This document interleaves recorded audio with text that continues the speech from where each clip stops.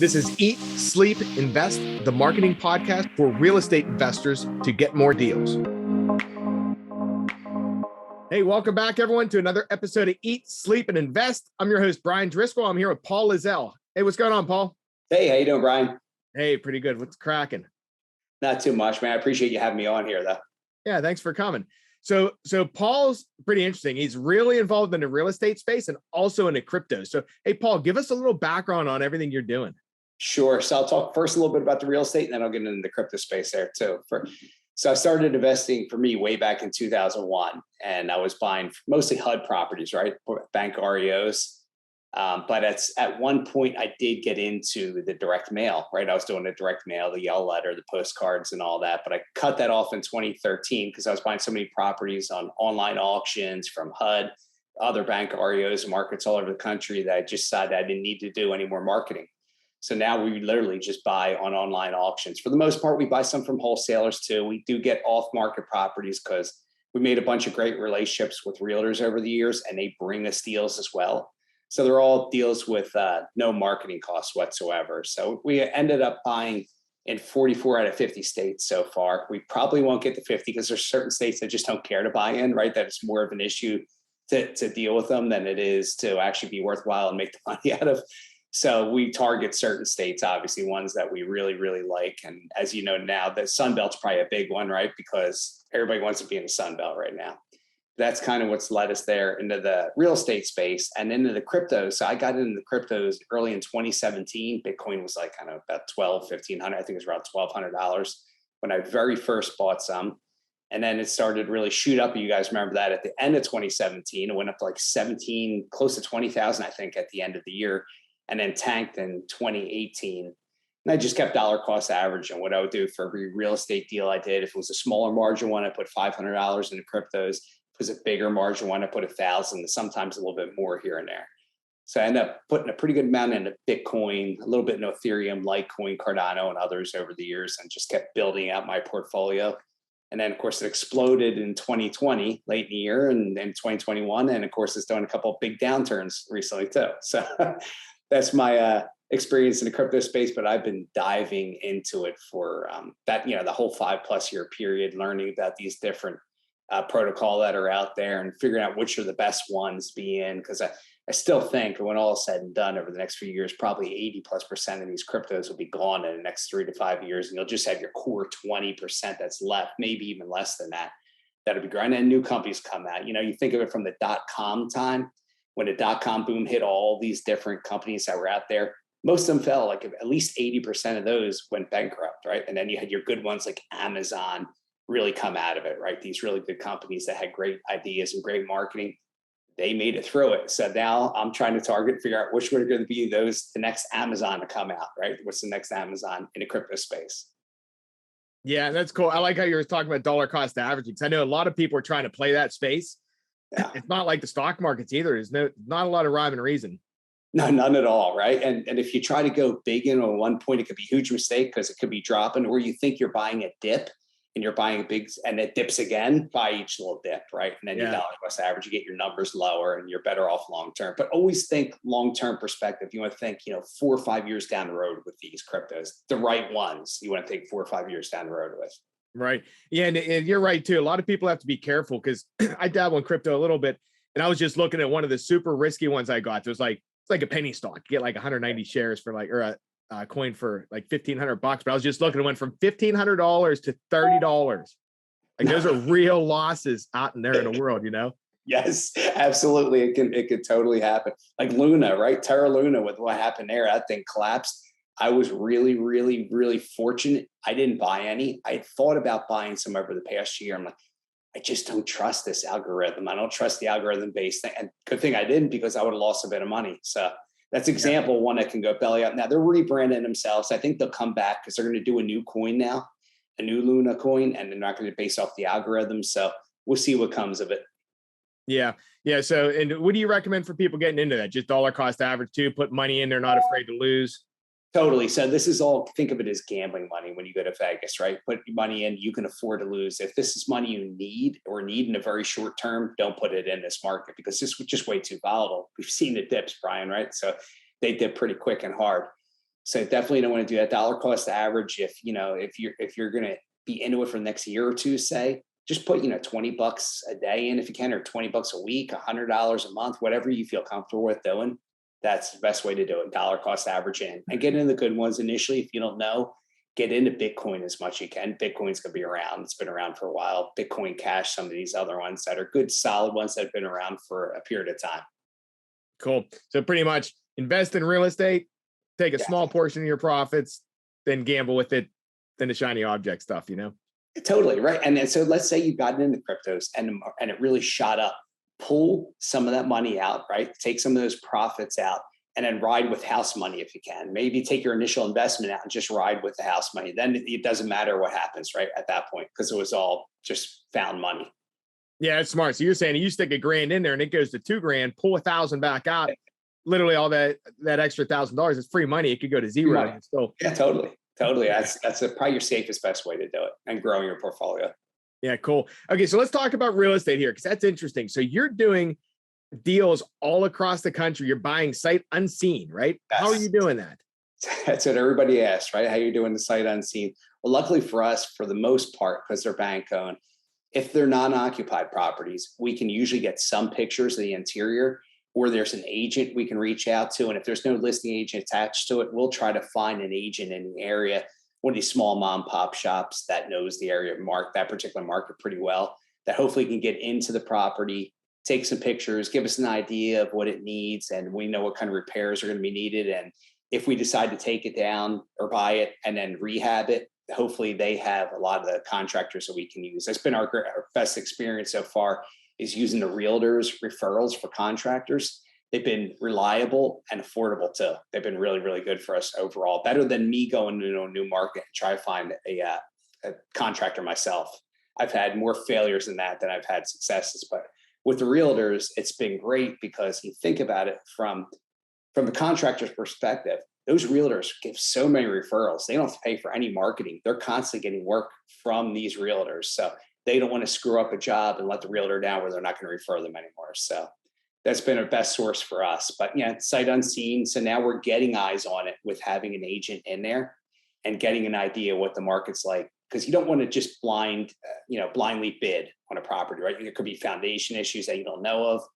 So you want to do as much research as you can. So we'll target, say, if an auction is coming up and there's 150 properties in it, we'll target maybe 10 to 15 of those markets, or of those properties, hone in on them, and then have our VAs pull some data on them, have the agent give us their feedback, and then we'll bid it based off that, because then we'll know the maximum allowable offer, and then we'll know the repairs, kind of a ballpark of repairs needed. And then we can back into it and figure out, all right, can we still buy this and still wholesale it to another investor who's either going to keep it as a rental or fix and flip? Gotcha. So now dealing with the agents, like what's their incentive? That you give them the listing? Yeah, give them a listing. And usually if they're being helpful in the beginning, me too, I make sure I get them onto the buy side, acquisition side as well. So they get that front end commission, which is usually small with the auctions, unfortunately. But then they'll get the backside commissions, and I give them full commissions, right? Because they're doing extra work above and beyond for me. So they get the full commission. And it's like a guaranteed listing you're going to get. That's cool. Okay. So you're fine. Now auctions, how hard are they to find the deals? Like, are they just, I don't do much on the auction side. I normally just do the online stuff. Like, how hard are the auctions to find, and how, like, the credible places where you can literally buy houses from? Yeah, totally. So, the big ones, the big player out there is auction.com. That's one everybody knows of. But there's other ones out there like Hubzu, Zome, Hudson and Marshall, which is now, I think they were bought out by Service Link, Realty Bid, Auction Network, and there's a few other smaller outfits out there too, and more local auction markets as well. But basically, they're getting them all from, whether it's Fannie Mae, Freddie Mac, Wells Fargo, Chase Bank, all these different ones. They're putting them on their platforms to list and sell these properties. Some of them, more often than not right now, a lot of them are occupied, probably a good 40 to 50%, where typically when you look at these in years past, very few are occupied, maybe 10 to 20%. But that's switched with the advent of the HUD CWCOT program, which basically is everything that got foreclosed on before that was a HUD property, an FHA property, or a VA property would go into the HUD home store. Their objective about 10 years ago was get rid of the HUD home store So they started giving it to auction.com, Hudson Marshall, Zome, among others, and a lot with Realty Bid. So basically they're deplatforming the HUD home store. Probably in the next 5 to 10 years, that probably will be all gone, and all their auctions will then go on to these platforms. But what enables them to do is they don't have to worry about getting rid of the tenants in a lot of these if they're occupied, or the homeowners. They just list it as an occupied property and try to sell it right after they foreclose on it. Literally a week or two after they foreclose on it, this is going on to the auction platforms. So then that becomes your problem. Yes, it becomes our problem if they're occupied. So that's why we'll usually, especially in off markets and markets we're not super familiar with, we'll target the vacant properties. But if we have boots on the ground, we have good people, we know we can evict and get rid of people easily enough, we'll still go to this occupied, because we'll get a deeper discount on the occupied property than the vacant property, just because the unknowns with the condition. Generally, you're getting about 25% discount on an occupied property as compared to a vacant property. Okay, and I guess you just need to know the area's guidelines on how to get them out of there. Totally. So there's that's why you want to be in certain states. If you want to go political on it, it's like you want to be in a red state, right? The blue states are really typically hard to evict.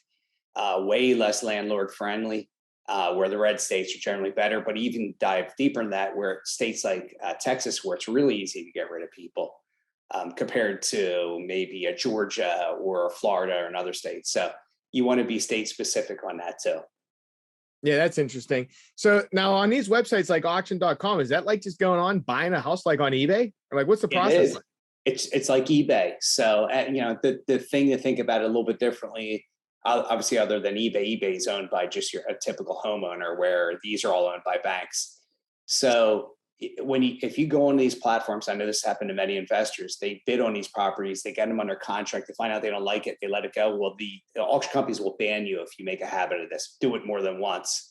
A buddy of mine who was doing this initially in the beginning, switching to auctions, got 4 under contract with Hudson and Marshall, decided not to close on any of them. And they're like, your history, you're never coming back. They ban them from the platform for life. Usually they won't go that harsh, but when it's 0 for 4, it's not a good sign. I warned them that, but that's why you want to go in there and have an idea what you're doing, have an idea of what price point is, right?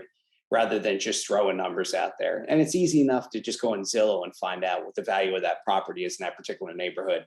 So it's easy enough to figure that out yourself. Now, the hard part is how much repairs does it need, that kind of thing. And that's where you're going to rely on the agent, the local agent, or the listing agent, whichever one you end up going with.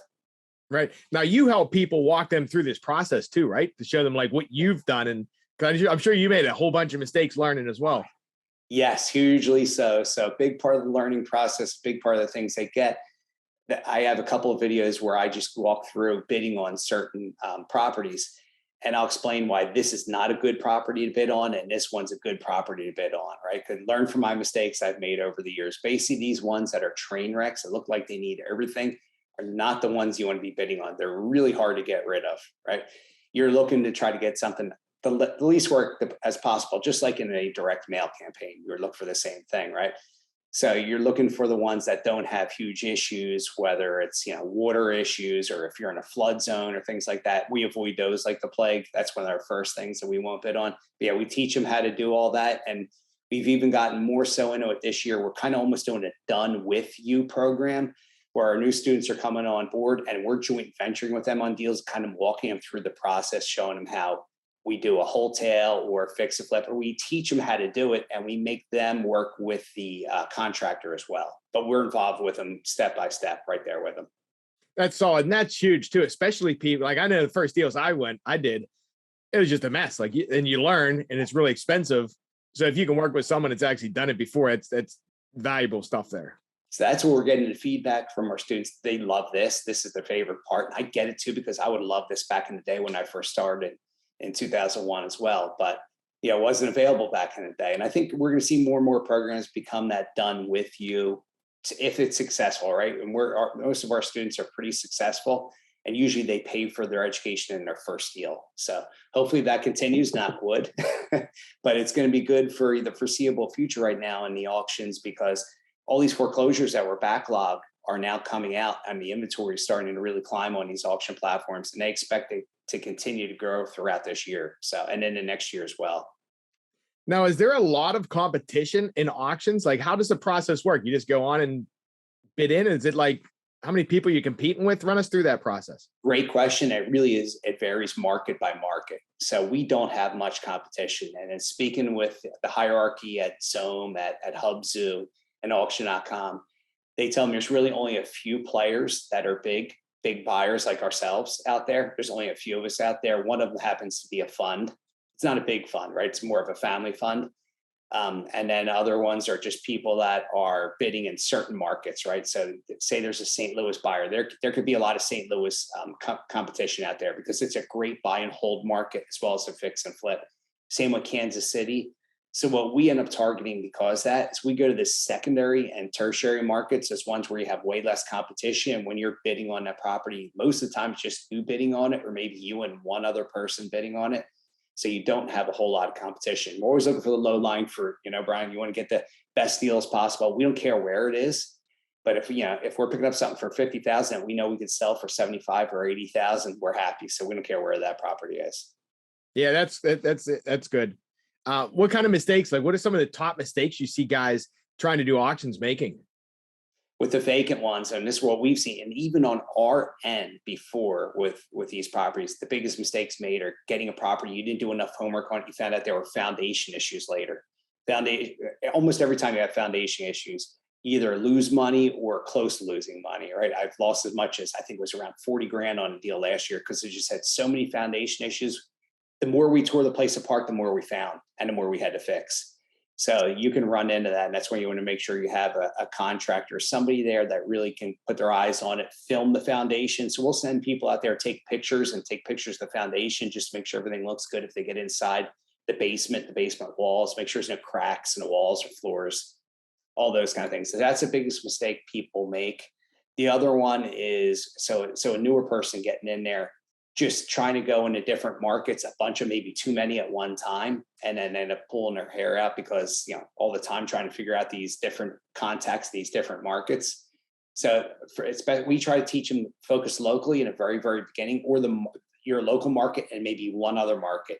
Once you get comfortable with that process, and then you can start expanding. Okay, that's smart too. Yeah, because if you're just getting into it, even if you're just getting into real estate, you still know contractors. You can even ask friends and stuff, like you can find reliable people. Yes. Yeah, it is. That is our biggest challenge, I think, and as real estate investors right now, people do fix and flips, finding good contractors, right? It is the hardest process right now.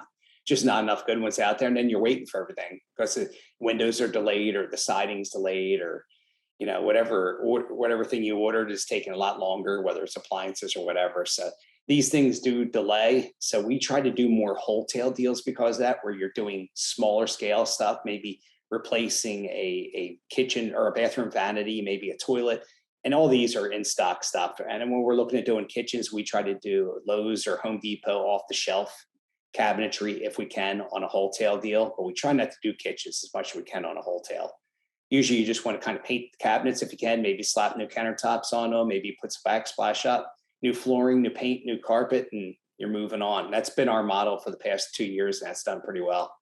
Yeah, and that's a good model too, because I even know, speaking of foundations, like I've replaced foundations in properties and it sucks. It takes a lot of money, takes a lot of time, and there's all different kinds of things. It's like, it's almost worth paying a little bit more for the properties that are nicer.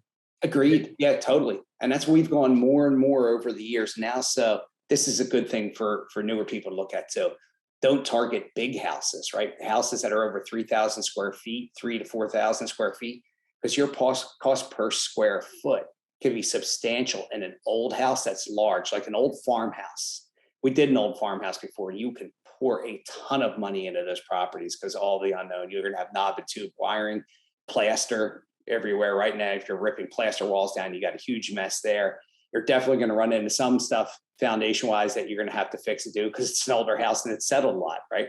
Even if it's foundationally secure, it could still have some cracks and stuff that just people don't like and unevenness and stuff. So don't target the big properties. Your best thing when you're new going in there is look for that 3-bedroom, 2-bath, 1,500 to 2,000 square foot home, right? That's kind of newer, maybe 1970 and newer. 80 and newer, 90 and newer is always great. We're looking for now 2000 and newer for a lot of our properties, especially the townhouses and stuff. Yeah. And even I like the 3 bedrooms too, because you can move them quick. Yes. Or if you're renting them, You can get rental, like 2 bedrooms, no good. Big houses, you're limited. Yeah. 3 bedrooms, 2 bath are really good. They're the perfect rental model, right? Your 3 bedroom, 2 bath, or maybe a 4 bedroom, 2 bath. Those are your perfect rental models, enough for your family, right? And they're not super expensive. So you have a big pool of renters in there, potential tenants for sure. Yeah. Now, how are people buying them? Do you have to come in with cash, or what's the deal on auctions? You do. So the caveat, the distinction between us and direct mail or pay per click is they can assign those contracts. So with us, we can't assign these contracts. So we got to come in, we got to close on these properties and resell. Now, there are a lot of times in our typical market, we'll do a lot of back-to-back closings. So let's say we do 50 wholesale deals in a year. Of those 50, we might do 15 of them that are back-to-back closings. So we have the buyer coming, we're buying it that day, and the seller's coming in and buying it that same day. And there's even certain states, not to get too deep into it, but there's states that have wet fund rules and dry fund rules. So there's states like, I believe it's Texas, and Arizona might be another one, where my money, like I put my earnest money deposit down on this property. I have a buyer who's going to buy it. I can actually use their funds to close on it my end, so I don't have to bring the rest of the funds in. So if you're new, you don't have a ton of money, but you have enough to make some earnest money deposits, maybe you target those markets, find that title company that'll work with you and do that. And then you're just going to try to do a back-to-back closing as often as you can. And in this market, you can do that. We just have found, because there's less inventory going on throughout real estate in general, right? Whether you're doing direct mail or the auctions, we want to maximize as many deals as we can. So instead of just wholesaling a bunch of them and making 10 to 15,000, we're wholetailing. So we're making 20, 30, 40, sometimes 50,000 on some of these that we wholetail. So a little different market. When the market goes back to a more normal market that we're used to, then you're going to do more wholesaling, turning it, because you're going to have more deals to go through. Right. So that's also interesting things to know too. Work with someone like Paul, yeah. I wouldn't know that. You can use other people's money, do double closings, all that kind of stuff. Yeah, it's the greatest thing. And that wet fund rule compared to the dry fund rule, for those people want to look it up, do that wet fund states, dry fund states on Google, and you'll find out those states allow you to do it. But not only that, you have to find a title company that will allow you to do it as well, because not all of them will conform to it. Right? Depends what the writers say. Yep. So we got real estate and crypto. Where do you see those crossing? Like people starting to do buy like crowdfund houses with crypto, things like that. Like, do you see anything happening like that? So that is happening. It's already kind of started. We had our first deal in Florida that went down this year. A house was sold as an NFT on OpenSea, and I think it was sold for roughly around $631,000 worth of Ethereum. You're going to start seeing more and more people do that. Although OpenSea is a dangerous one. Think about it with Ethereum. The thing I don't like about Ethereum is it's got high gas fees. So you could be going in there and spending an extra $1,500, $2,000 on gas fees if you're in at the wrong time. Whereas if you're on another NFT platform, you won't pay those same gas fees. It might be pennies or a couple of bucks, in comparison to them. So we're starting to see that. We're definitely starting to see some of the crowdfunding come into play for these cryptos. If you make a property an NFT, people can crowdfund it and buy it as partial ownership of this NFT. And there are different companies out there that help people with doing that. So that's going to become more and more mainstream over the next 3 to 5 years. See, and that's really interesting too, because you can get a property, say $100,000 for an even number, and you can just sell 1,000 pieces of it or something. Sell fractional ownership of it, right? Right. Yeah. Which is going to get really hairy with the SEC and all those. Like, who knows what's going to happen there? Yeah. Right now, it's a wild west in this space. So you do it until they say, "Oh, you can't do this anymore," and then you reconfigure and readjust from there. But yeah, it's the truth. It's the wild west. So do it while you can. If you know what you're doing, make sure you know what you're doing first. What do you think about NFTs? So NFTs are really, really evolving. I think you and I had a conversation about this a few weeks ago. It used to be, just digital artwork, right? That's all it was. Now it's evolving into other things. Down the road, your iPhone will become an NFT. It'll be an NFT so it'll show your ownership in the blockchain, right? As your NFT. Your health medical records will become NFTs. Hopefully soon, deeds will be recorded on a blockchain, and those deeds will become NFTs, right? They're going to show your ownership. Anything that shows ownership is going to end up becoming an NFT, and it's coming up soon. And the other thing I'm kind of excited about is the music side of NFTs. So now artists could go around Sony. They don't have to go through these record labels anymore. They can go direct to consumer if they want and decide, a lot of times these record labels, they want to come out with a song and make it sound a certain way, and the record labels don't want any part of that. Well, now they could just go around their label, just send it directly to the consumer. Snoop Dogg started one. He has the first, I guess it's basically NFT record label being set up. And I'm sure there's going to be many more to follow. But think about it this way. You could put out just 10,000 of the single. And how much is that going to be worth, especially on your first mint of it, right? If it becomes wildly popular, you could do a second and third mint. They won't be as valuable. But for an entertainer, for a musician, you have potential chance to make a lot more money with NFTs down the road. Yeah, my brother was actually looking. He just bought an NFT from some guys, they're in a band. They're like a B-level band. Mm-hmm. And some of the NFTs, depending on the rarity, come with, hey, steak dinner with the drummer. I love that. That's a great idea. Great idea, right? Yeah. You can do so much more with these than you could do in a traditional old financial system that we're getting away from now, right? This is our new financial system, these cryptos and the NFTs. It's going to be a whole new, different digital age for us, Web 3.0. You keep hearing the language for that. But everything's going to be different, have more direct ownership. It's going to be hopefully better in a lot of ways, but it'll probably be worse in other ways too, because now everything will be tracked. It's much easier to track us and know exactly everything we buy and everything that we like. Yeah. So like in a gold rush, the guys that make all the money are the guys selling the shovels. Guys selling shovels. What do you think the shovels are in crypto? Great question. That is really, really a great question. I don't know. I'm guessing some of these people that mint some of these NFTs will be like some of the shovel makers, and they'll make a fortune off it. And these things might go down in value over the long term. But that is a great question. Who is the shovel makers and the pickaxe makers, right? In this current gold rush that we have here in cryptos. This remains to be seen. We're going to find out soon enough. But hopefully, the people that have invested into the original ones that have been around for a little while, and hopefully they have staying power, will be the ones rewarded and be the shovel makers. Hopefully they'll be. Yeah, it's going to be really interesting too, because there's so much happening with it's just the technology. You're right. It's like the .com boom. And look what happened there. 99% of the places are gone, but the ones that survived evolved. So in 10, 20 years, what's this going to evolve to? It's going to be interesting. Right. I wanted some of these old platforms, or was it not Real Space? What was the one before Facebook that came out? MySpace. MySpace. Thank you. MySpace.